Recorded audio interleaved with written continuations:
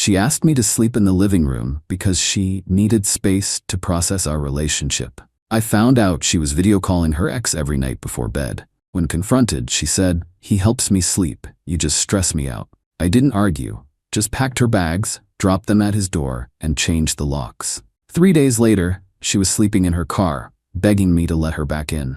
Hey viewers, real quick, only 8% of you watching are subscribed, and the channel's kind of stuck right now.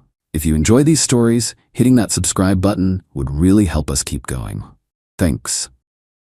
I'm 38 male Jake, and this happened 5 days ago, but I'm still processing the sheer audacity. Been with Monica 29F for 2 years. She moved into my house about 8 months ago after her lease ended. Never got around to adding her to anything official, just verbal agreement she'd help with utilities and groceries.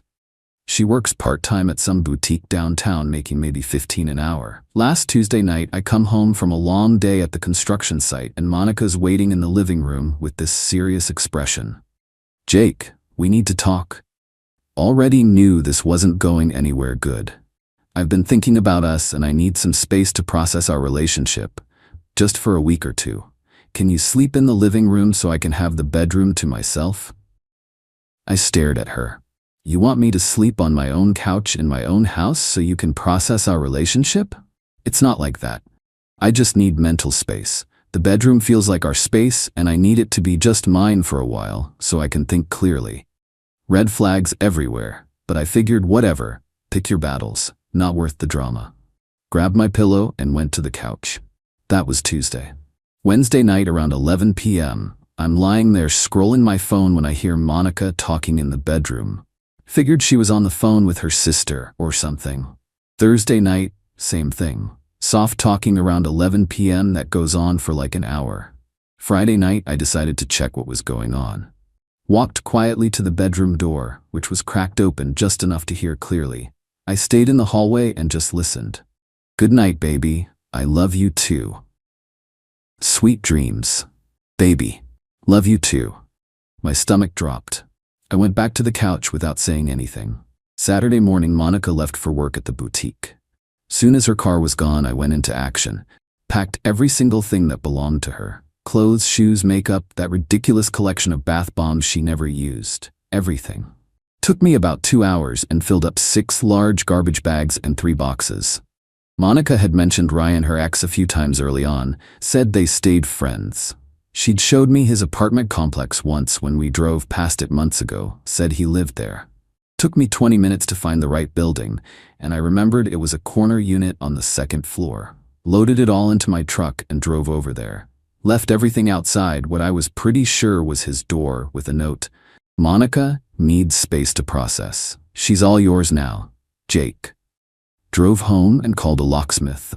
Had to pay extra for weekend service, but got new locks installed by 4 p.m. Cost me $320 total, but worth every penny. Monica got home around 6 p.m. I watched through the window as she tried her key 3 times before pounding on the door. "Jake, what's going on? My key doesn't work."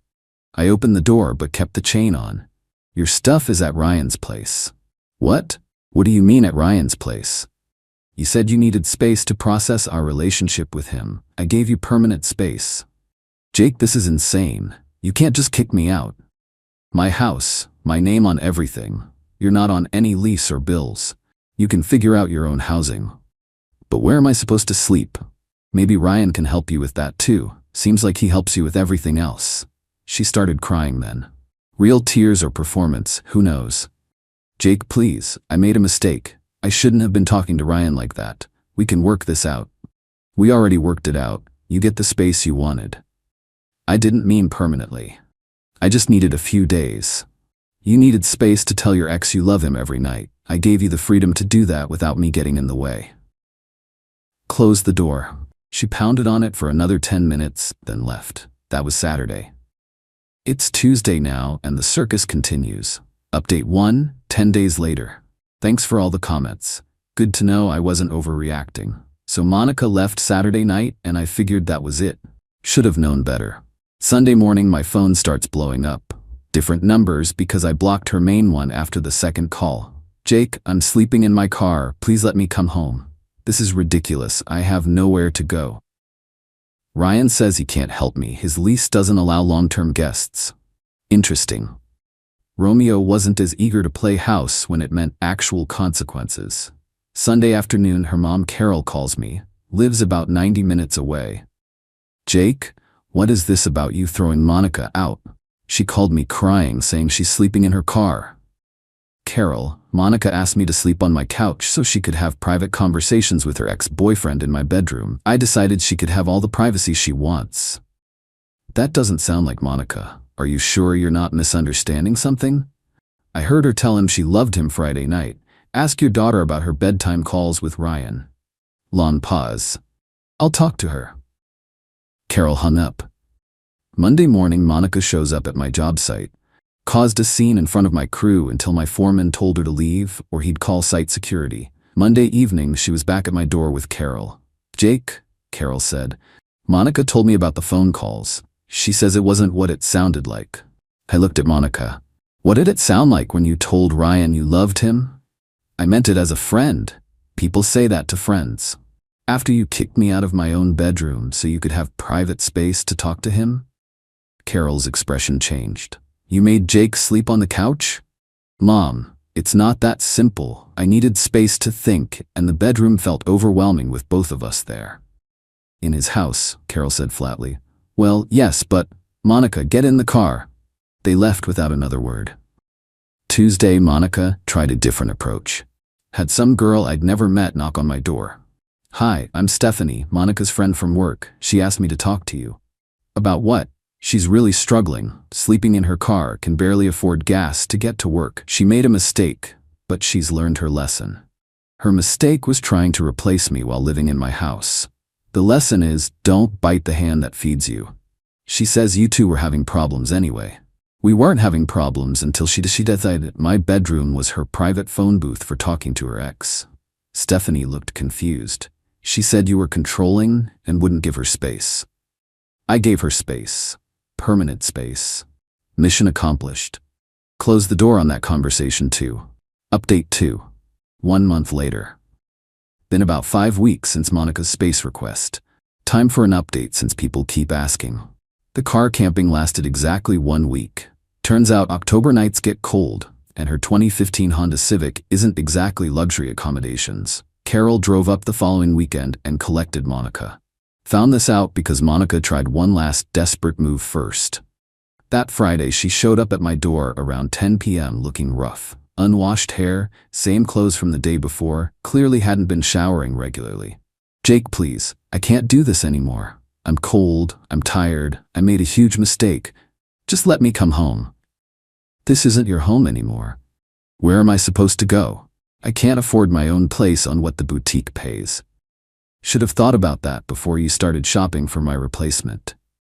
I wasn't shopping for your replacement. Ryan and I are just friends. Friends who tell each other I love you every night while kicking their actual boyfriend out to the couch. That's not what happened. That's exactly what happened. You asked for space to process our relationship. You processed it. We're done. She tried pushing past me to get inside. I stepped in front of her.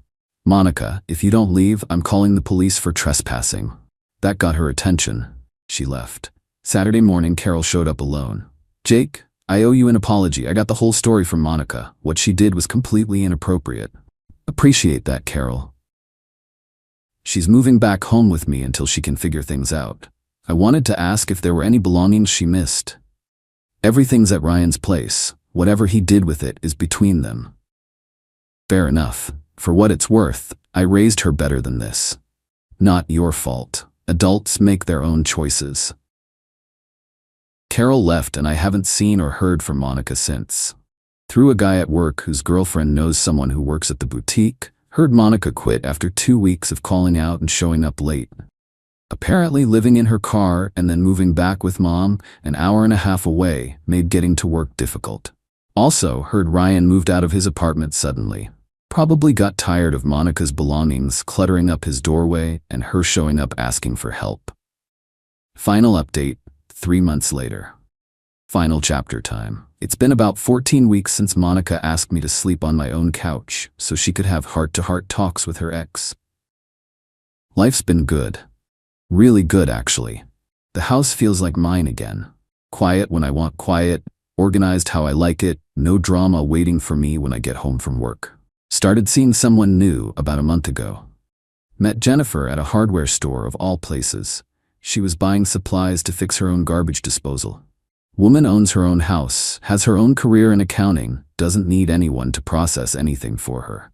We take turns staying at each other's places.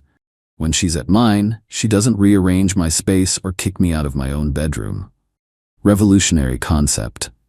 As for Monica, got the final update last week. Same work connection told me she's working at a chain restaurant back in her hometown. Lives with Carol and complains on social media about how expensive everything is and how hard it is to save money. Zero mention of the real reason her life imploded. Still playing victim from what I hear. Ryan apparently moved back in with his parents after his lease ended. Guess having your ex-girlfriend's belongings dumped at your door and her showing up for help didn't work out well for him either. The locksmith bill was $320. Best money I ever spent. Haven't had to deal with a single day of drama since. Monica wanted space to figure out if she could do better than me. She figured it out. Turns out the grass isn't greener when you're sleeping in your car. She wanted Ryan to be her upgrade. He wanted late-night attention, not a homeless girlfriend. She wanted me to be her backup plan while she explored other options. I wanted a loyal partner who didn't kick me out of my own bedroom. The perfect revenge was just giving her exactly what she asked for and letting her deal with the consequences. Monica asked for space to process our relationship. She got all the space she could handle to process how badly she screwed up her life. Some lessons cost more than others. Hers cost her a free place to live, a supportive boyfriend, and her independence. That's what happens when you mistake kindness for weakness and try to play games with someone who knows their worth.